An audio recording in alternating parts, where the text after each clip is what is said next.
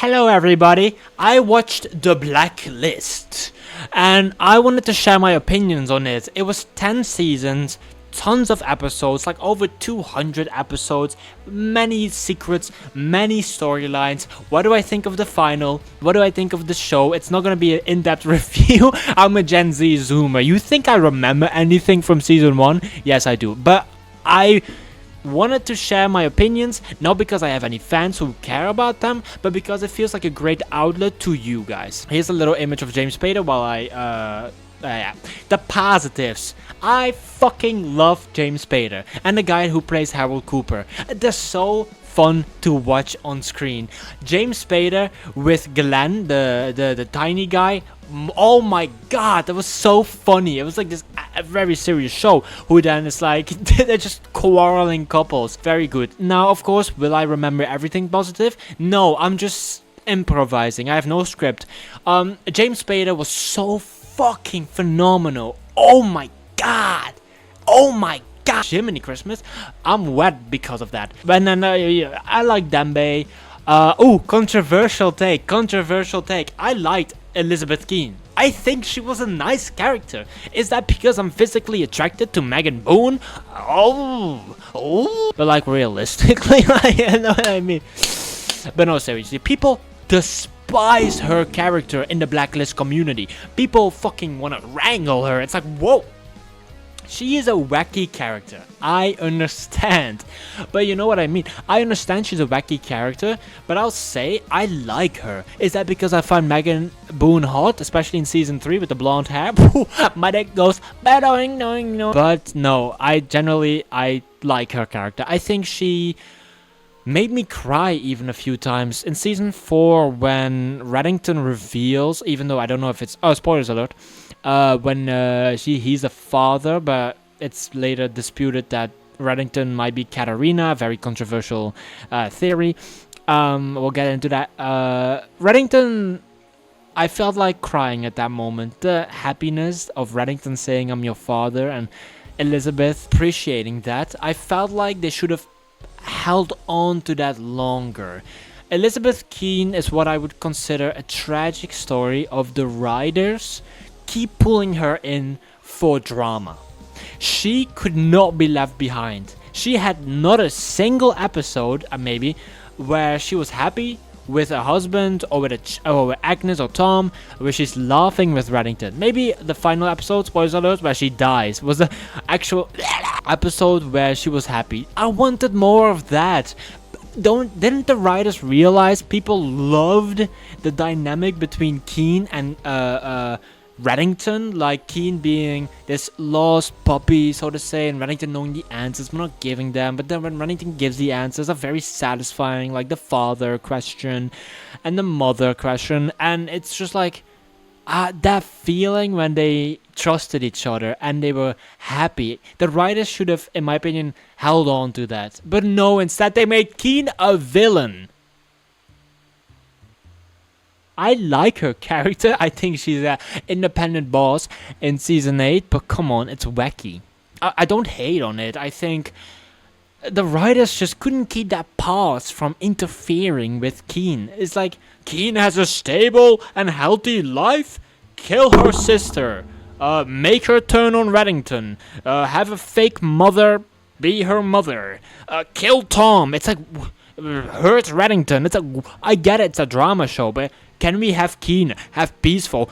1 second, please? With Reddington eating ice cream and going... I would have loved just like a few episodes of them chilling. Like, still Blacklists, but that Keen and Reddington are happy together. Okay. I could talk about all the stuff.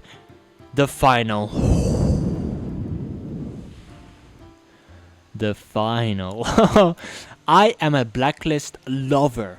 I adore the show. Controversial maybe. The final was absolute dog shit. I hate the final. We didn't get conclusions on anything. The writers didn't even have the balls to confirm Reddington is Katarina. Oh, Katarina went a sex change into Reddington, but due to the current political climate, It might be, a bit controversial. At least have the balls. It's the finale of the series. If you're gonna hint that Reddington is Katarina, at least have the cojones, have the balls to actually confirm it. And Reddington, spoiler alert, death. Fuck that shit, man. Fuck that shit. We didn't even get conclusions. We didn't get reactions from Cooper and Agnes and Aram. There was not even a Keen reference in season 10. He just died and that's it. We did not know what happened with the task force, especially after Reddington killed that congressman. We don't know what happens with Cooper. We don't know what happens with Alina. She didn't return after season 9. Aram never returned. Samar never returned. The fucking Keen, the girl, she never returned, like a ghost form. And I honestly hated Reddington dying the way he did. Some people say, well, Reddington leaves fate into his hands. He wouldn't have loved dying at the hands of nature, and I agree. What was the point of the skull thing?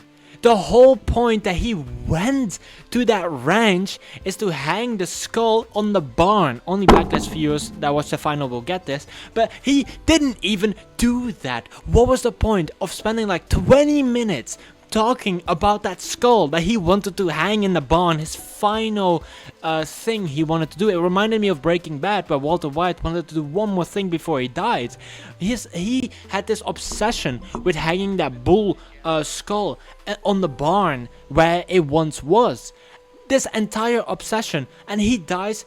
He doesn't even grab it with him in a car, or like, I really expected like a montage where he was like really weak, like Arthur Morgan, and he finally hanged it, and then he may die. No, he didn't even do that. That entire plotline teased for nothing. For nothing. That was just, a wrestler looked at it, and it was like, oh. And then he went into the helicopter, and Reddington got impaled, potentially, by a bull. Speaking of Reddington's death, while yes, it is typical of Reddington to leave fate in his own hands, again, have the balls to show us. It was literally Reddington standing here, cut, he's disfigured on the ground. If you're gonna have Reddington disfigured by a bull, at least have the balls to show James Spader ragdolling or something. It was just like, hey, that's a nitpick. I honestly wouldn't say that's a hate comment. That's more like a nitpick. It felt very safe. We didn't get any conclusions. We didn't get any reactions. And all we got was a meh finish up with no answers to some of the biggest questions left alive. All while some plot lines like Dembe had a whole speech that kind of was disregarded. The bull skull thing was disregarded.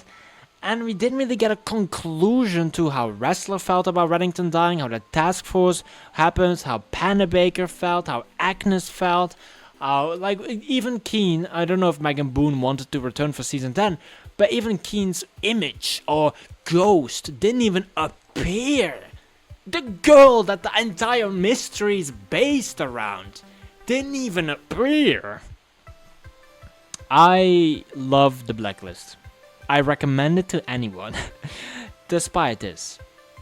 But it's not like a Game of Thrones Season 8 finale. It's like The Boys. It's just lackluster. It just feels so safe and lackluster in so many ways. I can't begin to fathom my disappointment with the Blacklist's finale. The penultimate episode was really good, but the finale was... I didn't like it. It was so ass. It was ass.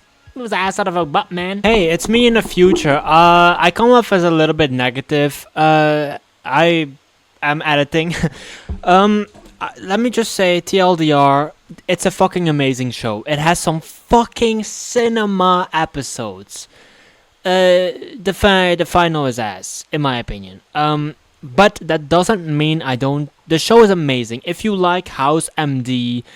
like this type of procedural show with an overarching plot, some absolute banger episodes, some lower mid episodes, a mystery a day keeps the Blacklist away. you're in for an amazing ride. Or if you're autistic, but you're in for an amazing ride with James Spader, with Megan Boone, with the guy that plays Harold Cooper, with Dembe, with Wrestler, and the many, many actors taking place in the Blacklist. That's my final note as I'm editing. I think it's a really good show with a lackluster finale, but it's like, I would still recommend The Boys for season 1, 2, and 3, even if 4 and 5 are a little bit lackluster. I would still want you to experience it, you know what I mean? I think The Blacklist is something, if you have the patience, if you love procedural shows, you have to experience the plot twist, the reveal, the action, the drama, but prepare yourselves for the finale, you know what I mean? Thank you. Editor out.